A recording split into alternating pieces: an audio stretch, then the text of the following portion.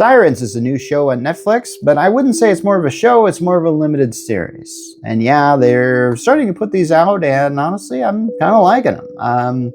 The thing is, sometimes these limited series get extended, or it's kind of like, I don't know, Netflix is weird. Whenever you see a show, that you usually assume that there's going to be a season 2 of it, unless they decide not to do it because maybe the show isn't a big hit or anything like that. In the case of Sirens, I actually can see it being given a second season. But it is based apparently on a play, and I don't know, and unless that play had a sequel or follow-up to it, maybe you should just stop telling this story. Because Sirens is one of those shows that I wasn't really certain what direction that it was going. But it's about two sisters, and let's see. I think they're both related now that I think about it. Okay, because I was trying to think if they were like adopted or something like that. Anyway, now one of these sisters works for this one lady who lives in some island, which is apparently near New York, I guess. So I don't know if it's like, I don't know. I kind of feel like what they're trying to do is show that this lady lives in the Hamptons or something like that. And but maybe they couldn't use that term because I think they go out of their way to say that this lady just lives on an island. But it's a big house. It's like a lighthouse kind of. It's a castle. It's a beautiful looking house and stuff like that. And this lady has essentially, she's got like a big following. She's kind of like one of those people. Kind of like, I don't know. Is she trying to be like maybe Gwyneth Paltrow? Maybe it would be the best. There's probably a person that I could take and compare it to her so you could get what she's like. But yeah, she has a very much a therapy cult of personality going around her. So this lady apparently every Labor Day weekend puts on this big party at her house, and everybody dresses in this very pastel sort of colors. And this lady also has this aviary, and she's really devoted her life to nurturing wounded birds, apparently. So here's the thing. Remember I said there's two sisters? Simone is one of these sisters, and she assists this lady, and they have a relationship together that I have to admit is sweet and also toxic. And you would have to see what I mean at the same time. Now, the other sister, whose name is Devin, she lives in New York, and she has a father he's got some really bad Alzheimer's going on. He's not really aware of what's going on and needs constant attention. So Devin has to treat her father, and she works at just a minimum wage job, and she struggles to make ends meet. Meanwhile, while her sister Simone has essentially said, like, I don't really, she's sort of forgotten all about that family. Well, she's trying to forget the fact that she has this family, but one day Devin shows up at her doorstep, and this is at a very big time in Simone's life because she's trying to prepare for this big party that they're having at this house. Now, this house is staffed by many people, and they all are there to basically help the lady of the house, do her stuff. And I think they're headed by a man named Jose, who's a really great character, honestly. But I'll get into the staff here as I talk more about the show. Now, the lady, the cult lady, who played by, I think it's Julianne Moore, she has a husband who's played by Kevin Bacon. And here's the thing about their relationship.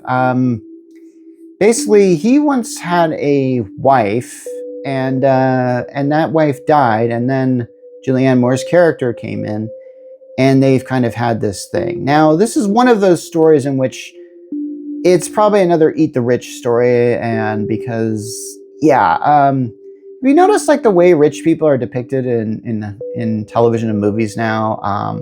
They always seem to just sort of have money. They never really talk about how they made that money.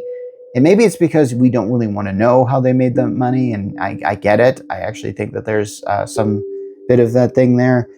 And essentially they show them living like, they usually show the rich live like children, that they have all these toys and they have constant people who are doting upon them that they have hired to do so. And that's the same model is sort of given here. Kevin Bacon's character he's traveling, and so Julianne Moore's character is a little worried about him, and she's starting to fear that he's having some kind of affair. Well, I'm probably going to get to some spoilers here. I mean, I usually wait till the 9-minute mark, but it turns out that Kevin Bacon's character isn't really having any affair at all, that he's trying to reconnect with his first family. And there's a rumor going on in the world of this show that Julianne Moore actually killed the first wife. And I would have to admit, like, there isn't really much to sort of substantiate that other than the fact that the staff seem to be aware of this, and that seems to be going on. So Devon is essentially trying to save her sister Simone from this kind of setup. She's trying to take her out of it, and she's trying to bring her back to her family. That appears to be the plot that's going on, but there are a lot of things in motion in the show Sirens. By the way, I should get to why it's called Sirens. There seems to be this title and the title sequence, which is this strange kind of, I don't know, CG thing of statues of sirens. And those are those creatures in the sea that sing, and they draw sailors to them, and then the sailors sink their ship on the rocks, on the sharp rocks around the sirens. I think there is an implication here that Julianne Moore's character has this ability to be a siren. She has this ability to kind of just draw people in and just create this cult of personality around her. Now, this isn't done in a supernatural way, I don't think. I feel like this is a story that would not benefit from it going into a supernatural direction. I'm very glad it doesn't do that. But I will have to say that it's something that I kind of feel like, okay, they're obviously trying to draw a parallel here. And I think when Devon actually tries to... I think she actually sends a message to Simone that says Sirens. And that's apparently their text talk of saying, like, hey, we have an emergency situation here. And Simone doesn't really respond to that. And that leads Devon to come find Simone, because apparently she didn't even know where she was, and then discover the world that Simone has immersed herself in. So it's kind of an interesting setup, I have to admit. It's I liked the first episode and the second, and it really this show did kind of draw me in, because I was kind of wondering, okay, what's going on here? I admired Devon as a character. This is a character who is unfortunately has her own mental issues to deal with. Devon will constantly, she'll constantly fall for the wrong man, or she's just kind of out there like that, and I don't even really know how to describe it. You're gonna have to watch the show to just see that Devon's character is unfortunately as toxic as the environment around her. This is not a show that holds back from showing. This is not a show that has a pure character that everyone needs to be like. This is a show in which, like, all these characters are pretty much in the stink. So I believe the show ends with the main character sort of gets Simone is, well, essentially Kevin Bacon's character kind of divorces Julianne Moore and then starts to fall for Simone, I believe is what's going on. And so by the end of the thing, Simone is sort of becoming the new whatever Julianne Moore was. And at the end, Devon has to leave, and she leaves with her father, and she's still going to take care of her father.